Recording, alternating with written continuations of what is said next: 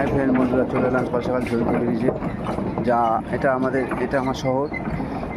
এই ব্রিজটা ইংরেজদের আমলের তৈরি, ইংরেজ শাসন আমলের তৈরি হয়েছিল। এই ব্রিজটা ব্যবসা উন্নতি করার জন্য, ঠিক আছে।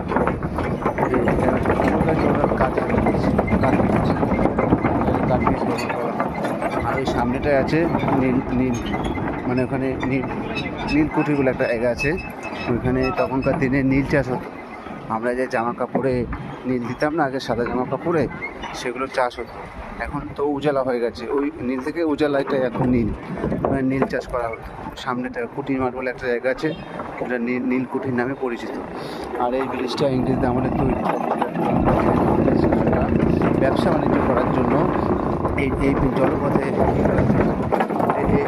এই ব্রিজটা তৈরি করেছিলেন সেই তখনকার দিন থেকে এই ব্রিজটা এখন সেইভাবে পড়ে আছে। এখানে প্রত্যেক